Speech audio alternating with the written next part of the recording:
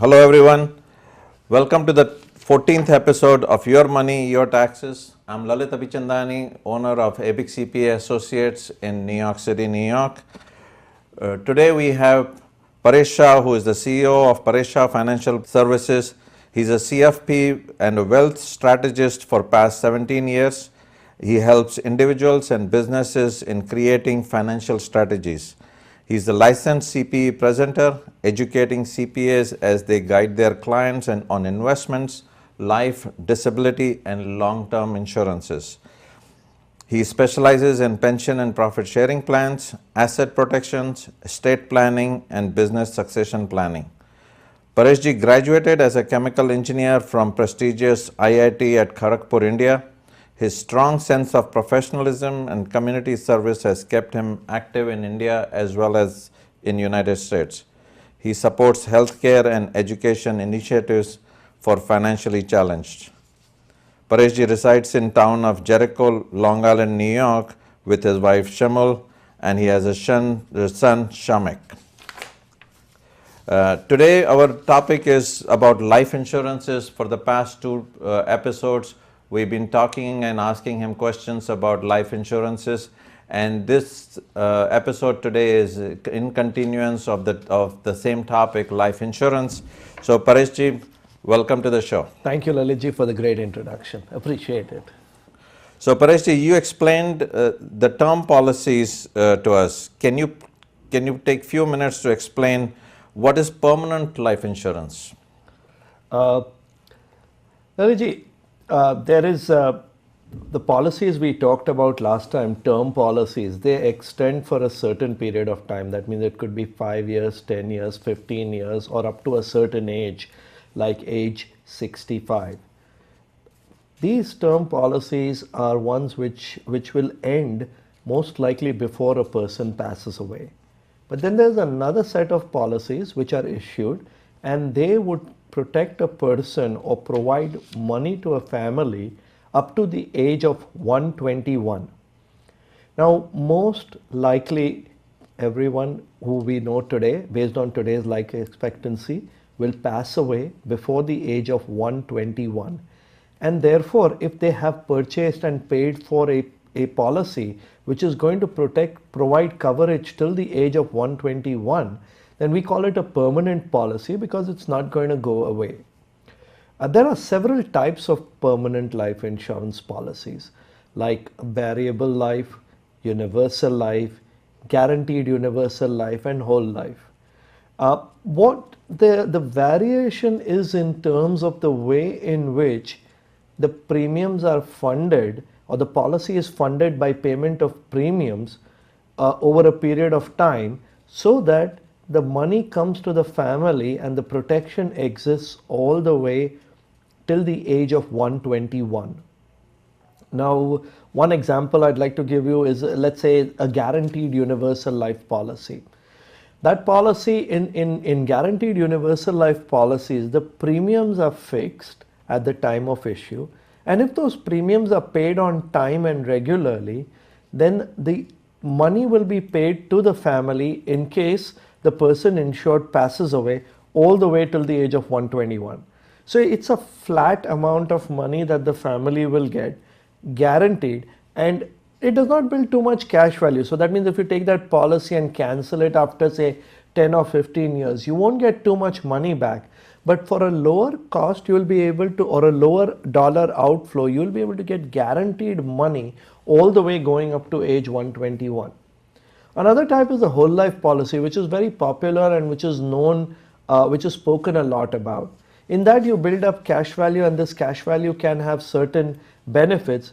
You may also be able to stop paying after a certain amount of time, and yet the policy will continue to have benefits for the family all the way to age 121.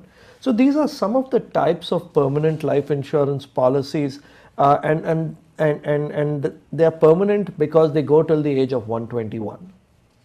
So there is reasonable assurance that as long as they have paid the premiums, they will definitely get the proceeds of the insurance. That's correct. Right. Okay. That is correct. That's great.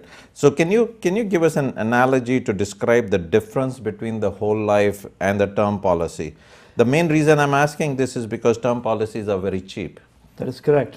So term policies have got very low dollar payments. The main reason, as I explained in the last episode, is that almost less than 1% of term life policies result in money being paid to the family. But as you can see, whole life policies go all the way to 121. So long as they are kept active, they will definitely result in money coming to the family. It's almost guaranteed. But an example to compare term and whole life, maybe we can take an analogy from real estate, and we can look at a house on purchase versus a house on rent. So term policy, I would describe it as like a house on rent. Let's say you enter into a 20-year lease with your landlord, and you are going to pay him rent every month, and in exchange they are going to provide you with a shelter on top. That means you're going to pay that amount, and as long as you keep giving the landlord the checks, you get protection. That is like a term policy. At the end of 20 years, you walk away, you do not carry any of the equity on the house, or you do not carry any appreciation in the real estate, nothing. You just vacate the place, take your personal belongings and go away. A house on purchase, maybe a house on purchase is you buy a house. Let's assume for 1 second that you have 100% mortgage. It doesn't exist, but I'm just trying to compare it with a whole life. And so let's say you buy a house and you have full mortgage on the home, and you're paying this mortgage. Each year as you pay the mortgage, you build up equity. After 20 years, you do not put in any more money. But whenever you sell the home, let's say in the 25th year or the 30th year or the 40th year, anytime you sell the home, you're going to receive money. Now that's the equivalent of a whole life policy. That means you pay for a certain period of time. You do not have to put in money after that. Most likely you do not have to put in any more money after that. But whenever you pass away, whether you pass away at 60, 70, 80, 90, as I said earlier, going all the way to age 121, your family will get money. So this is one way in which I think we can kind of look at differentiate the features between a permanent policy and a term life policy.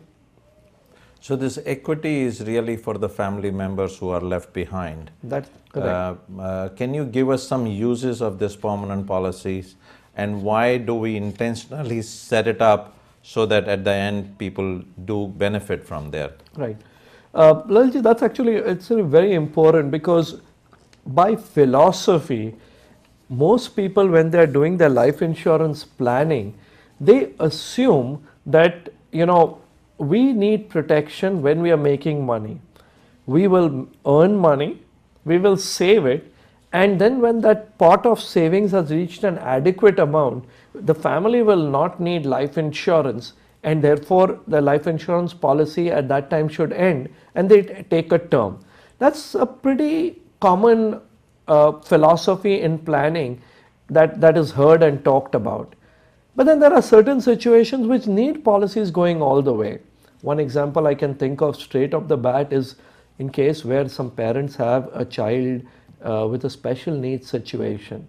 Now parents are taking care of the children. They might work and they might accumulate money, but the care that the parents are giving the child, that needs to be provided by a professional in case the parents pass away.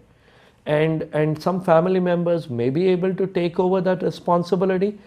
They may not be able to take over that responsibility.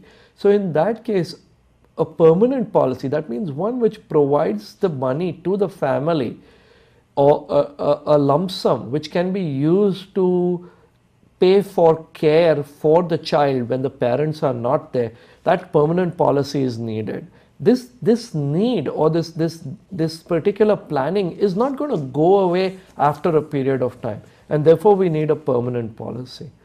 Another example that I can give you, Lalitji, is the example of estate planning. Now you talked about estate and gift taxes in episode 4.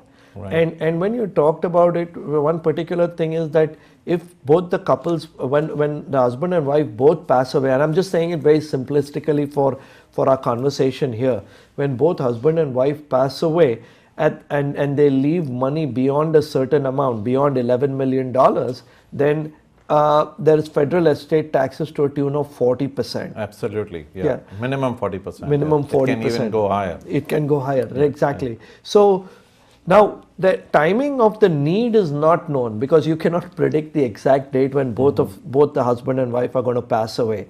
So life insurance becomes a great way in which you can have a survivorship policy which is paid on the second death, and that comes to the family at the exact moment it's needed to pay the estate taxes. One more need which I can talk about is in case where a person may have a lot of taxable income, and if they have a lot of taxable income, then they can save inside a permanent policy and use that money as retirement income, because the whole life insurance may give income tax free money. So these are some examples of a permanent life insurance where a permanent life insurance may be needed or will provide help for a family. You're absolutely correct. In my experience, I have seen, especially from an estate planning point of view, the survivors do need extra money. So can you briefly mention, or can you tell us, give us little more details into that? Because in my experience, I think I've seen the needs are greater at that time. So give us a few more details. Right. One of the things that I have seen is we are talking about estate planning. So all our life, the government taxes us on income. We call those income taxes. When life ends, the government taxes us on our balance sheet, which is the amount of assets that we leave to the next generation. That is called estate taxes. Now, estate taxes is a very, very broad topic, as you also mentioned in episode 4. But I'm going to just highlight a few of the things. So, as of the rules of today, if any person can leave behind $5.45 million to the next generation without paying estate taxes. So between a couple, they can leave behind 10.90, let's just take a round number, $11 million to the next generation without paying estate taxes. But if they have assets, or that means their balance sheet is worth more than that $11 million, say it's $15 million, then on the $4 million today, just the federal taxes will be 40% of that, which is about $1.6 million. And the timing of that, the way the government works is when you pass away, you file a form called a Form 706. And Lalitji, you're an expert at filing those forms. So you file a Form 706, and when you finish filing that Form 706, you're supposed to pay for the estate taxes. So within 9 months, of the passing away of the second spouse, those estate taxes are due. A sudden situation comes about when both the husband and wife pass away simultaneously, and within 9 months of that, 1.6 million is going to come. What happens is families end up doing fire sales. They end up having to sell key assets in order to get this liquidity to pay the government. In place of that, you can buy life insurance, a permanent policy, survivorship policy, and that in a way kind of takes care, brings in that liquidity at exactly the moment that it's needed. When we do estate planning, Lalitji, we cover several aspects, like you cover beneficiary designations, you cover the insurance needs, you cover the survivor's need, but this is one aspect. From the life insurance perspective, it brings in liquidity at the exact time that it is needed. So from a cash flow point of view, this is an ideal policy, a permanent policy. Yes. Pareshji, we are limited with the time here. Thank you very much for the valuable information that you have given. I agree with you that the permanent life insurance definitely has a need in the life insurance part of the living. Yeah. Perhaps we will call you again and get more details on that. Viewers, meanwhile, if you have any questions, please contact Pareshji on the number given above, or if you have any questions, you can also email it to him, at pareshshah@fhgh.com. Thank you again, and see you in 2 weeks.